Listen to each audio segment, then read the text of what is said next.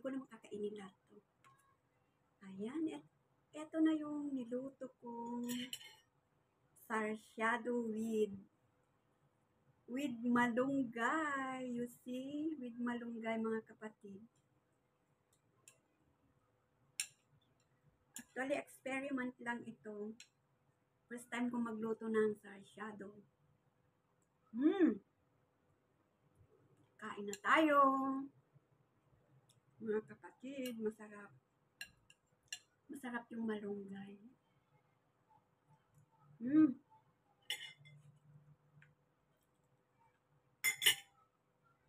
Yung malunggay is dry na. Ayan, kain na tayo. Kain na tayo na naman.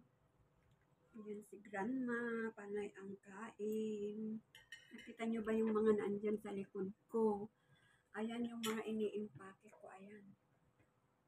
Ayan, madami pa yan. 3 box pa. Bali 5 box yan. Ay, ang hirap, mga kapatid. At kain na tayo. Thank you, Lord, sa aking pagkain. Ayan, may sili pa.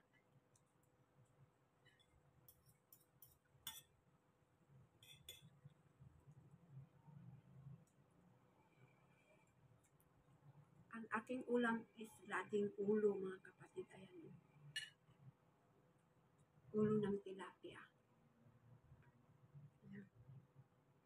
Yung sa kasama ko ay buntot. Ayaw niya ng ulo. Kaya sa akin ang ulo. Masarap. Masarap yung sabaw.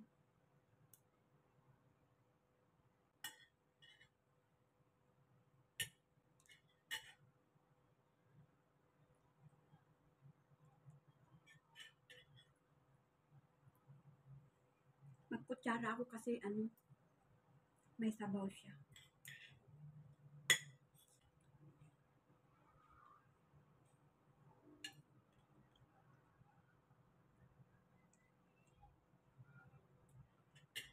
Ayan guys.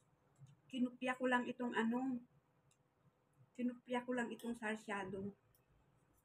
Except the malunggay.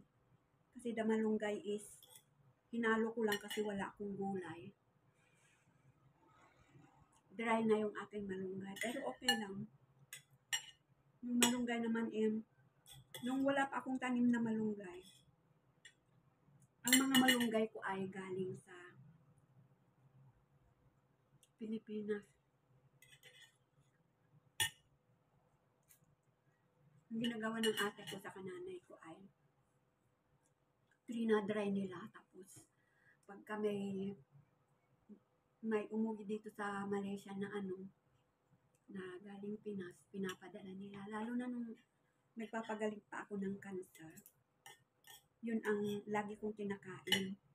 Tapos, kapag wala akong malunggay dito, meron tanim na malunggay dati dyan sa baba. Diyan kami nakatira sa baba. Ang may-ari is Indian. Nangunguha ako. Bali, sabihin natin nagnanakaw ako sa malunggay nila. Kasi ang daming dahon. So ngayon, agaw ng dilim na.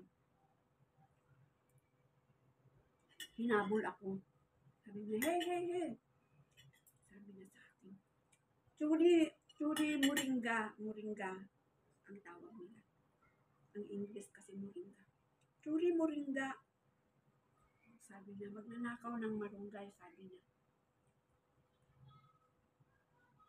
Ayun, umalis na lang ako. Nakakara ako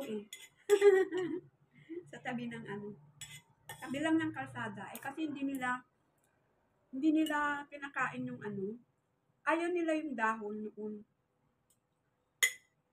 Ayaw nila yung dahon. Ang kinukuha lang nila yung bunga lang ng malunggay. Pero ang Indian, dati ang Indian, dun sa kapitbahay namin, dun sa una pang employer ko noon, kinakain nila yung ano, yung dahon, ginugulay nila, nilalagyan nila yung ano, yung yellow ginger. Yun ang nilalagay nila.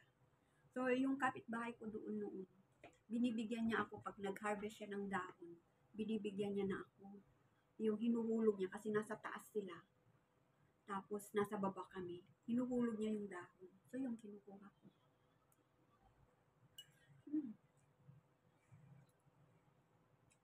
Eh ngayon, may tanim na ako. May tanim na akong malunggay. Yun. Ayan, kain na tayo ulit.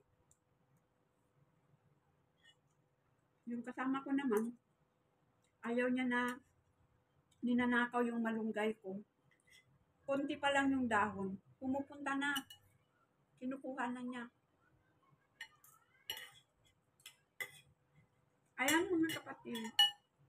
Kung hindi ka pa nakapag-subscribe kay Grandma, mag-subscribe ka na para mapanood mo ang mga experimental food ni Grandma.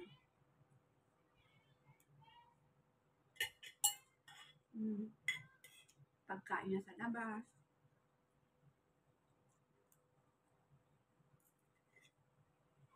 Ang sarap. Ang sarap mga kapatid.